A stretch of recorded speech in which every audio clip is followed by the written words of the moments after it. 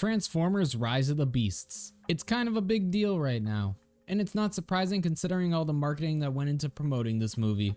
And as a Transformers fan, of course I went to go see this movie just like everyone else. So today I want to sit down and talk about my thoughts and opinions on this movie.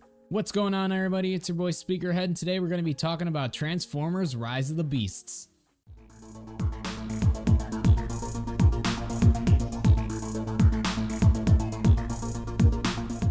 But before we talk about this movie, if you enjoy any of this sort of content and want to see more of it, make sure to like and subscribe. It really does help me out. I'm personally trying to reach 1,000 subscribers by 2024, so if you want to help me reach that goal, make sure to subscribe.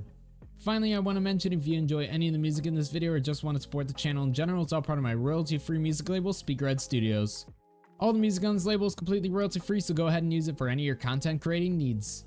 And one final thing I do want to address quick is the reason why I'm not using a face cam for this video. So the cable that's connected to my camera decided to break and I didn't have time to go pick up another one. So for this video I'm just going to be using my little avatar here. But don't worry, next video we should have a face cam again. But I did want to quickly address that for those who were wondering. But now that we got all that out of the way, let's talk about some Transformers: Rise of the Beasts.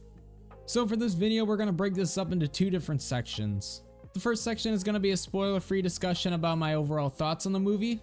And then the second section is going to be talking about some more details and getting into some spoilers. So getting into my overall thoughts on the movie, I really did enjoy this Transformer movie. There were a few parts that did bug me here and there, but overall I did enjoy the film. For the overall plot, I thought it was pretty good, but I wish there were a couple things that they explained a bit better.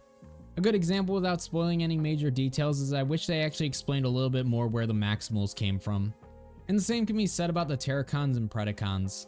I wish they would have given us a few more details about these guys considering that they were just introduced in this movie. But for the overall plot, I thought it was fine and I think most people could figure out what was going on. Getting into the characters now, first I want to quickly talk about the human characters. So the main two human characters we focused on in this movie were going to be Noah and Elena. I think both actors did a great job in their roles and I did like them more than some of the other Transformer movie human companions. I also did enjoy Noah's relationship with his mom and brother. I thought that was really wholesome. But just like every other live action Transformers movie, I wish we focused more on the actual robots compared to the human characters. Because no matter how good the human characters are, I'm personally seeing these movies for the Transformers. And now moving on to the actual Transformers, I really enjoyed all of them. Starting with the Autobots, I thought the ones we had for this movie were pretty awesome. Starting with Optimus, I really enjoyed how he wasn't trusting of humans at first. And it does make sense for his character if he has been hiding this entire time and hasn't interacted with humans at all. But I did like as the movie progressed, he started to trust humans more and more. And then slowly started becoming the Optimus Prime that we're all used to. And of course, as usual, Peter Cullen absolutely nailed the voice of Optimus Prime in this movie. And I don't know if it was just me, but I personally feel like he gave a lot more effort for this movie compared to the Bumblebee movie. I'm also aware that in the Bumblebee movie that Optimus Prime really didn't play a major role. But in this movie, I really feel that Peter Cullen gave an excellent performance. So now moving on to Mirage, this is the Autobot we mainly focus on in this movie. And I thought he was an overall fun character. I know a lot of people weren't a fan of Pete Davidson voicing the character, but I personally didn't mind it. Maybe it's just because I haven't seen a lot of Pete Davidson's work, so I didn't associate him with the voice, but I thought it was overall fine. I also did find Mirage funny at some times, but I also did find him annoying at other times.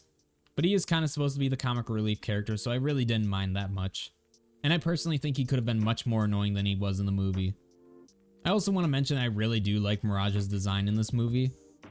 I know the other big complaint about him is that even though he's called Mirage, he turns into Jazz's alt mode, but once again, I really didn't mind that at all. I know they probably could have done some redesigns and made him Jazz, but overall I didn't mind him as Mirage. And I'm also aware that Mirage in this movie has G1 Hound's ability to make holograms, but I think that ability for Mirage really works well. Moving on to Bumblebee, he was there, I guess. I'll talk about this more in the spoiler section of the video. But yeah, that's all I can really say about Bumblebee for right now, so if you want to hear more about it, stay tuned. And then talking about RC, I thought she was a pretty cool character. Besides Optimus and Mirage, she was probably the main Autobot we saw in this entire movie. I'll admit she didn't really do anything super important, but overall I thought she was a fun character to have in the movie. And I also really did like her design as well. I personally like her design in this movie compared to her appearance in the Bumblebee movie. Moving on to Wheeljack, this is probably the character that's had the most controversy out of any of these characters. And for the most obvious reason, it's for his design changes. So overall, I really didn't mind the design of Wheeljack in this movie. I just personally didn't like that he was called Wheeljack. And this is mainly because we've already seen what Wheeljack generally looks like in this universe. So I don't know why they decided to completely change the design of Wheeljack. Like I said, if they just didn't call him Wheeljack, I think nobody would have had a problem with him. He also didn't really have that much screen time and honestly really didn't do anything. And also one random side note is I don't know why they decided to give him a Spanish accent for this movie. At the end of the day, it really isn't that big of an issue, but I was just super confused on why he had an accent. And maybe it would have helped if there was some dialogue explaining where he was located or some scenes showing that, but it really didn't show any of that. I think even Noah asked him in the movie why he had an accent, and I don't think we got an explanation. Once again, not really a big deal, but I'm just really confused by this and wish they actually explained it a little bit. And then the last Autobot I briefly want to talk about is going to be Stratosphere. So this guy really only had a couple scenes in the movie, but the main thing I want to talk about is how freaking big this guy is. So I knew this guy was big enough to actually hold the Autobots inside of him in alt mode, but when I saw his robot mode compared to the rest of the Autobots, the only thing I could think was, holy shit, this guy is big. I'm only using footage from the trailer, so I don't actually have any pictures of him with the rest of the Autobots, but trust me, Stratosphere is like 2 to 3 times bigger than all the other Autobots in his robot mode. But that's all I really had to say about Stratosphere. He was a neat character, but there's really not much to talk about. Talking about the Maximals as a whole, I thought they were all pretty awesome. I really like Optimus Primal, he was really cool in the movie. And I also think Ron Perlman did a great job voicing him as well. Moving to Airazor, I thought she was also really cool in the movie. I'll admit I wasn't a huge fan of the plot points that happened with her, but overall I thought she was a really cool character. And the one thing I will mention that I'm kind of disappointed about is that she didn't transform at all in the movie. She only stayed in her alt mode, which is fine, but I wish she actually transformed into her robot mode at least once. And then finally I'm going to talk about Rhinox and Cheetor together because they really didn't do that much in the movie. Not to spoil anything, but the Maximals didn't show up until later in the movie, and then these guys really didn't have that many talking lines. And then talking about the Maximals as a whole, I'd say my biggest complaint is that we really didn't see any of their robot modes that well. For the most part, we got little glimpses here and there of their robot modes, but we never really got any full clear pictures of them. And then like I said, Airazor didn't even transform at all in this movie, which was disappointing. From what I saw, I did think the robot modes did look cool of the Maximals, but like I said, I wish we actually got some clear images of these robot modes. So now moving on to the villains of this movie, let's start off by talking about Scourge. So I thought that Scourge was a really cool villain for this movie. He was a bit of a pushover for Unicron, but overall I thought that he was a really intimidating villain. And I really do like the final design for Scourge, he just looks super scary. I like how for most of the movie he just seemed like this unstoppable force that no one could ever defeat. And I really like how he stole the emblems of the bots he's killed because that really just shows that this guy is a real threat. So overall I thought he was a pretty good villain for this movie. I wish we got a little bit more character development with him, but overall I think he was pretty solid. And then just like for Rhinox and Cheetor, I'm going to talk about Battletrap and Nightbird together. So these guys were Scourge's main henchmen in this movie, but overall they really didn't do that much. Their overall designs were cool, but they really didn't do or say much in the movie. So I wish they actually had a little bit more screen time and did some more stuff in the movie. But overall these two combined with Scourge were a pretty intimidating force to deal with. And then finally talking about Unicron, he was pretty cool in the movie. I did like his overall design, I thought it looked awesome. When I was watching the teaser trailer about a month ago, I was hoping Unicron might transform in this movie, but unfortunately he did not. He just stayed in his planet devouring mode, which was fine, but I wish he did transform. But like I said, I thought his overall design in the movie was pretty awesome. But when it comes to my overall thoughts on this movie, I thought it was a pretty good movie overall. I really enjoyed watching this Transformer movie compared to some of the other live action movies we've gotten. I also really enjoyed the fight scenes in this movie. Just because of the colors and designs, you were really able to tell which robot was which during each fight. And it was just a lot more enjoyable to be able to tell who was fighting who. So when it comes to my overall thoughts in this movie, I really enjoyed it and I hope they keep going along the lines that they're going. I really wasn't a fan of the direction that the Bayverse movies were going, so I'm really liking how these Transformer movies are going now. I think as long as this movie franchise keeps going in its current direction, it'll only get better and better. So if you haven't seen Rise of the Beasts already, I definitely recommend going to check it out because you'll definitely have a great time watching it. So now that I'm done talking about my spoiler-free thoughts on the movie, let's talk about some spoilers. So once again, one last warning, if you have not seen Transformers Rise of the Beasts, I recommend stopping the video right here because we are going to talk about spoilers. So with that being said, let's actually talk about some spoilers. First, we're going to talk about some positive spoilers, and then we're going to talk about some not so positive spoilers. So for some of these spoilers, I don't actually have anything to show, so I'll just be showing random bits and pieces from the trailers. So the first spoilers I wanted to talk about had to do with the plot. Overall, I did really enjoy the plot of Unicron using Scourge to try to hunt down the transwarp keys. I thought it was a pretty decent plot, and I actually liked how it was split up into two separate fragments, so that way it took a little bit more time to actually get to the main battle. And then the final battle with Unicron starting to come into the atmosphere of Earth was a really awesome fight. That being said, now that Unicron's been introduced into the universe, I hope that him and the Terracons aren't the only villains in the universe from now on, because I'm sure many people would eventually like to go back to the Decepticons.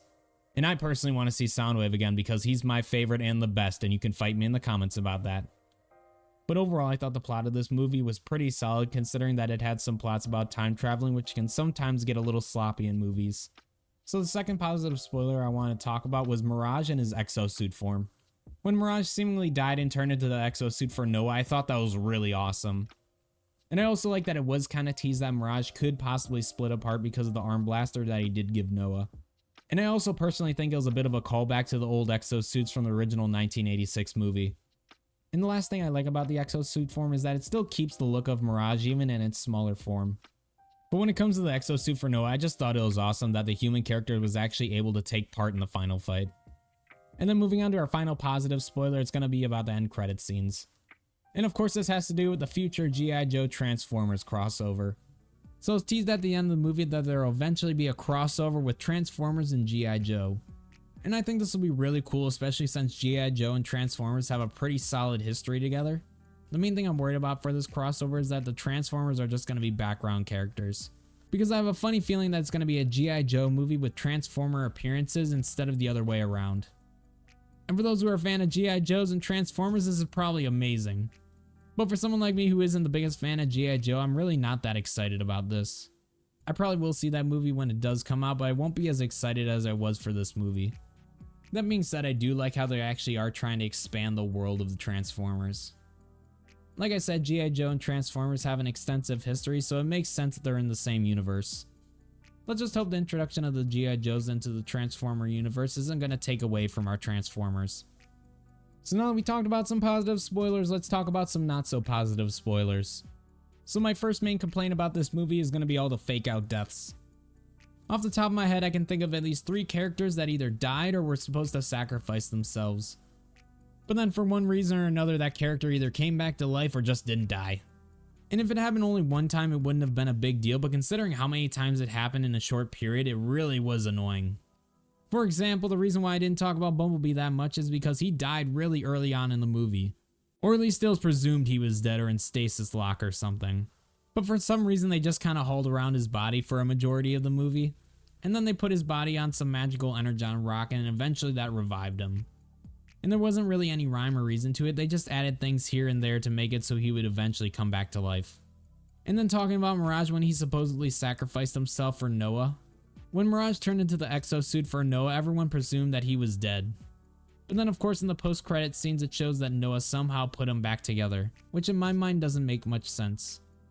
Besides fixing Mirage up with scrap parts, I'm assuming that Noah would need some sort of energon to actually boost him back to life. But nope, just a couple of random scrap parts here and there and voila, Mirage is back to life. And then the final one I can think of is when Optimus was going to sacrifice himself towards the end. I thought it would have been a lot more impactful if he actually did sacrifice himself towards the end, but I do understand why they didn't. Considering it's up in the air if it's a prequel or a reboot, it wouldn't make much sense if Optimus died and then he'd somehow show up in 2007. So as annoying as that fake out is, I do understand that. And the same can be said about Bumblebee, but I think how they kind of explained things was pretty sloppy. Moving on to another minor complaint about the movie, I really hated how Scourge just kept using the little freezer drones to chase the humans. Those things were actually completely useless and he should have just chased and killed the humans himself. I know those freezer drones were supposed to be creepy chasing the humans around, but overall I thought they were just dumb. I think just for plot and better chase scenes, they should have just had the big robots chase the humans instead of these little tiny drones. And then my final minor complaint about the movie is that once again, I wish they would have explained a little bit of where the Maximals came from. It really annoyed me how vague Optimus Primal was when he was explaining on where they came from. I wish they would have just explained that they are from the future instead of saying this weird past and present line. I think a few extra dialogue lines here and there would have really helped explain the plot a lot better. Something else I wish they would have explained a bit more was the situation with Airazor. I'm not exactly sure what happened, but Scourge ended up shooting her with something that ended up infecting her. She ended up getting infected to the point where Scourge started controlling her, and then she ended up fighting to the death with Optimus Primal. And I thought it was pretty impactful, and I generally understood what was going on, but I wish they would have added a few extra lines of dialogue to really explain that.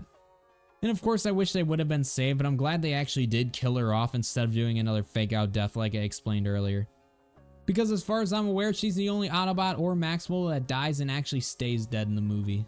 But overall, this movie was really awesome to watch, and I can't wait to see what comes next. But guys, those are going to be my thoughts on Transformers Rise of the Beasts. I know there's probably a bunch of things that I forgot to talk about, and maybe I can make some future content on it, so if you want to see some more content on Rise of the Beasts stuff, let me know in the comments below. But if you guys did enjoy this content and want to see more of it, make sure to like and subscribe, it really does help me out. Finally, once again, if you enjoyed any of the music in this video or just want to support the channel in general, it's all part of my royalty-free music label, Speakerhead Studios, link in the description. But that's going to be it for me, guys. I appreciate you checking out the video, and I'll catch all y'all in the next one. Peace out, everybody.